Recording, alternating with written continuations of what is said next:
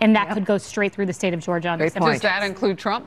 I think he needs to put it on pause, absolutely. Look, he'll make that decision, he'll make his own decision, but does he go to Georgia? If I'm advising any contender, DeSantis, Trump, whomever, no one announces 2024 until we get through December 6th. Do you see the former president a need for him to go to Georgia? I think we've got to make strategic calculations. Governor DeSantis, I think he should be welcome to the state given what happened last night. You got to look at the realities on the ground. And Herschel Walker, we've got to win the Senate. That's it, guys. Got to win the Senate.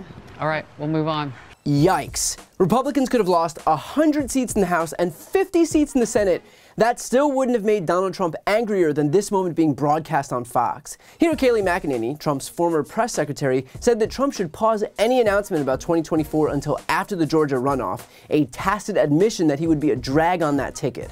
And for a guy whose first, second, and third priority is his own ego, that's brutal. Kayleigh McEnany's statement is in response to this moment from Trump's campaign rally where he teased a 2024 run. But not to detract from tomorrow's very important, even critical election. And I would say, in the strongest way, it's a country-saving election, specifically including the election of all the people that I'm going to name. I'm going to be making a very big announcement on Tuesday, November 15th, at Mar-a-Lago in Palm Beach, Florida. Except one small problem. Trump's slate of hand-picked nominees performed disastrously. Tudor Dixon lost, Oz lost, Carrie Lake and Blake Masters are both behind.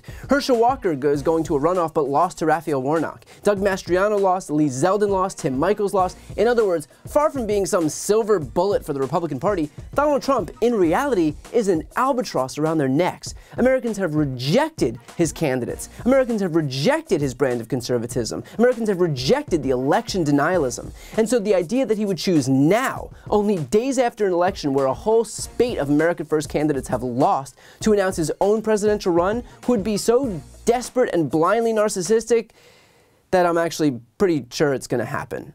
And the consequences of that are obvious. That's the exact reason why Kayleigh McEnany wants him to stay quiet. All Trump would do, by virtue of announcing a 2024 run, is make the impending Georgia runoff a referendum on Trump. And here's the thing, it didn't work for the future of that party, as evidenced by the raft of MAGA candidate losses, and it didn't work in the past, when Donald Trump himself was on the ballot in 2020 and Georgia lost both Senate seats to the Democrats.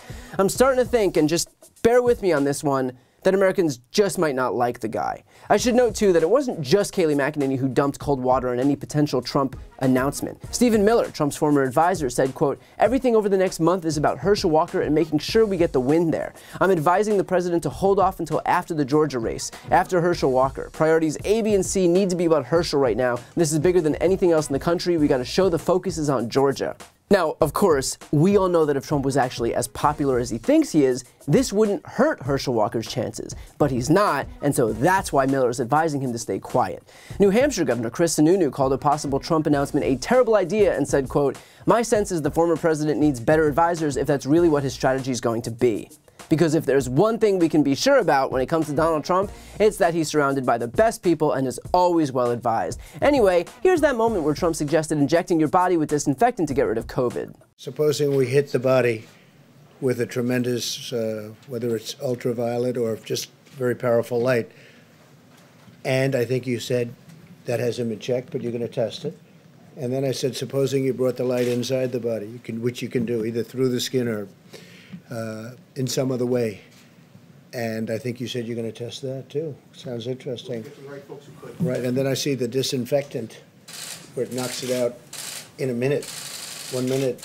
And is there a way we can do something like that by injection inside or almost a cleaning? Because you see it gets on the lungs and it does a tremendous number on the lungs. So it'd be interesting to check that. So that you're going to have to use medical doctors with, but it sounds interesting to me. Yep, if there's one phrase that comes to mind when I watch that guy, it's well advised. But here's what's worse. It would be one thing if Kayleigh McEnany said that all Republicans should stay out of Georgia, but she didn't. She said that Trump should stay out of Georgia, but that Ron DeSantis should go to Georgia.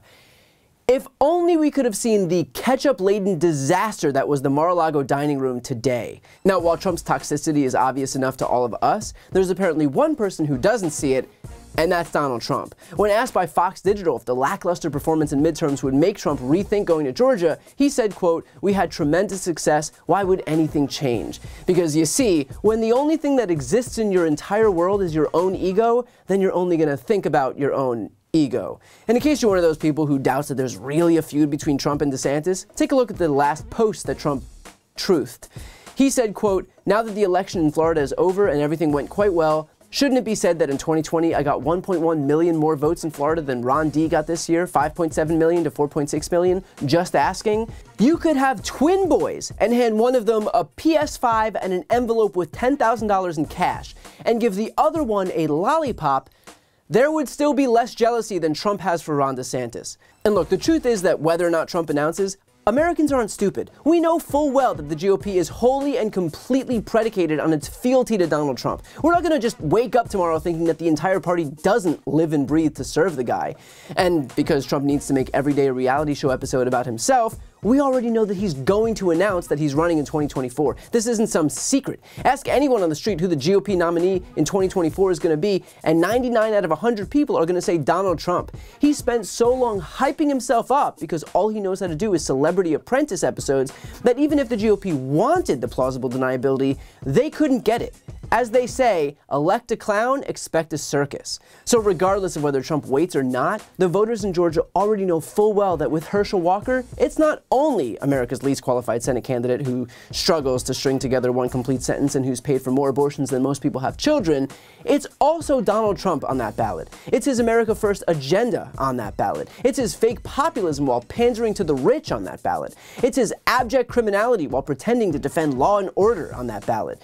The thing about a grifter is that eventually, people start to recognize that there is only one person benefiting from his power, and it never seems to be anyone other than Donald Trump. So I won't predict what Trump will do next week, nor do I care really, but what I do know is that no desperate effort to trick the voters into not knowing exactly who leads the Republican Party is going to work.